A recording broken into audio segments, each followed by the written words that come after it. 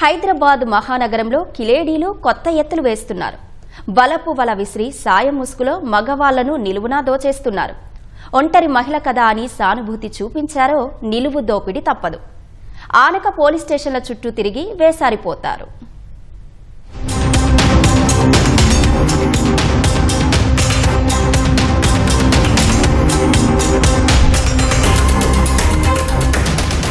డబ్బులు కొట్టేసేందుకు కిలేడీలు రోజుకో మార్గం ఎంచుకుంటున్నారు. హైదరాబాద్లోని ప్రధాన బస్ స్టేషన్లు, రైల్వే, మెట్రో స్టేషన్ల వద్ద పాగా వేస్తున్నారు. చేతిలో సంచితో దూర ప్రాంతం నుంచి వచ్చినట్లు కనిపిస్తారు. బైక్పై వెళ్లే వారిని లిఫ్ట్ అడిగి వారిని మాటల్లో పెట్టి వివరాలు తెలుసుకుంటారు.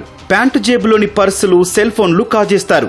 గమనించి గట్టిగా ప్రశ్నిస్తే తమ చెయ్యి పట్టుకుని అల్లరి చేస్తున్నారని గొడవ చేస్తామంటూ బెదిరించి మాయమవుతారు. మలక్పేట్ సమీపంలో ఒక ప్రైవేటు ఉద్యోగి ఇదే తరహాలో ఇటీవల సెల్ ఫోన్ పోగొట్టుకున్నాడు. బైక్పై వస్తుంటే జారి పడిపోయిందని పిఎస్లో ఫిర్యాదు చేశాడు. దర్యాప్తు చేసిన పోలీసులు మహిళ కొట్టేసినట్లు గుర్తించారు.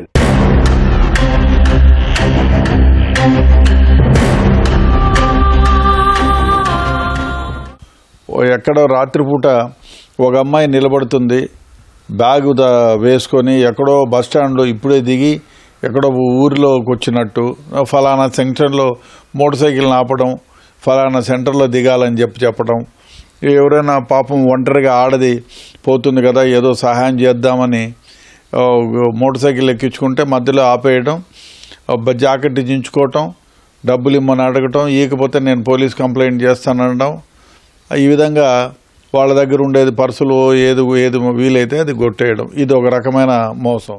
గతంలోనూ వరంగల్కు చెందిన ఓ యువతి కానిస్టేబుళ్లు, హోంగార్డులను లక్ష్యంగా చేసుకుని మీ ఫోన్ ఇస్తే మా వాళ్లకు కాల్ చేసుకుంటారని మాట కలిపేది. తమ వారితో మాట్లాడి తిరిగి ఫోన్ ఇచ్చేసేది. అర్ధరాత్రి దాటాక ఆ నెంబర్తో చాటింగ్ చేస్తూ ఫోటోలు పంపేది.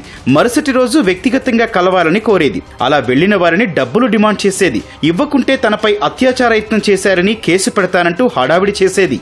ఇటీవల సికింద్రాబాద్ రైల్వే స్టేషన్ సమీపంలోనూ ఒక కానిస్టేబుల్ ను ఇదే తరహాలో బెదిరించి ₹1,00,000 లాగేసింది. మరో కానిస్టేబుల్ ను ఇదే తరహాలో బోల్తా కొట్టించాలని యత్నించి విఫలమైంది. పోలీసులు సీసీ కెమెరాల ఫుటేజ్ పరిశీలిస్తే అసలు విషయం బయటపడింది. యువతిపై కేసు నమోదు చేసి అరెస్టు చేశారు.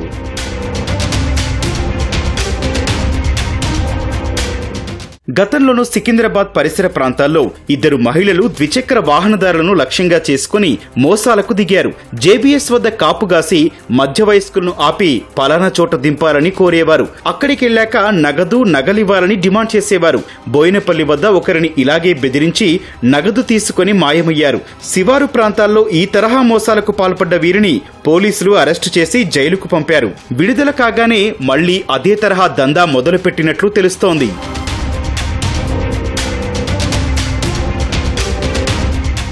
అమ్మాయి కదా అని లిఫ్ట్ ఇచ్చి మాట కలిపారో ఇక అంతే, జేబులు గుల్ల చేస్తారని పోలీసులు హెచ్చరిస్తున్నారు.